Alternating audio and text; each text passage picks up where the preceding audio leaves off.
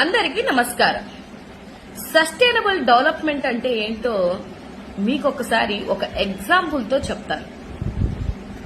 ఒక lorry driver కూతురు ఆ బిడ్డని ఒక గవర్నమెంట్ స్కూల్ లో చదువుతున్నటువంటి ఒక ఆడబిడ్డని యుఎన్ఏఓ సదస్సుకి పంపించినటువంటి వ్యక్తి విజనరీయా, లేదు అసెంబ్లీలో స్టూడెంట్స్ తో కూర్చోబెట్టి ఏదో సాధించినట్టు సంబరపడిపోతున్నటువంటి మన చంద్రబాబు నాయుడు గారు, లోకేష్ బాబు గారు విజనరీలా అనేది ఒకసారి ఆలోచించారు.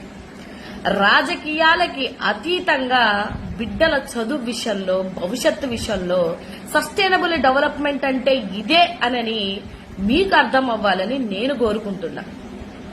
గవర్నమెంట్ స్కూల్ పిల్లల్ని ఐక్యరాజ్య సమితికి నడిపించినటువంటి ఘనత మన జగన్మోహన్ రెడ్డి గారిది. ఇంగ్లీష్ మీడియం చదువుతున్న ఆడబిడ్డలని, చిన్న బిడ్డల్ని కూడా ట్రోల్ చేసినటువంటి ఘనత మీది. ఆ బిడ్డ స్టేట్మెంట్లు ఇచ్చినటువంటి వీడియోలు కూడా చూస్తే తెలుస్తుంది. ఇవాళ అసెంబ్లీలో కూర్చొని మాట్లాడినప్పుడు ఒక్కరు కాకపోతే ఒక్కరన్నా ట్రోల్ చేశారా? చేయరు. ఎందుకంటే ఇలాంటి దిగజారిపోయేటువంటి రాజకీయాలు చేయడానికి మా జగనన్న ఇష్టపడ్డు, అలాగే మా సోషల్ మీడియా కూడా ఇష్టపడుతుంది.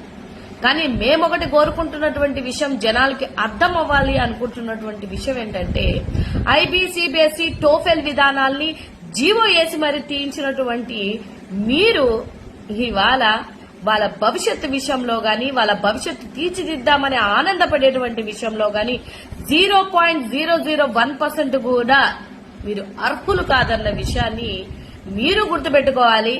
అలాగే జనాలు కూడా ఆలోచించాలని ఈ సందర్భంగా నేను కోరుకుంటున్నాను.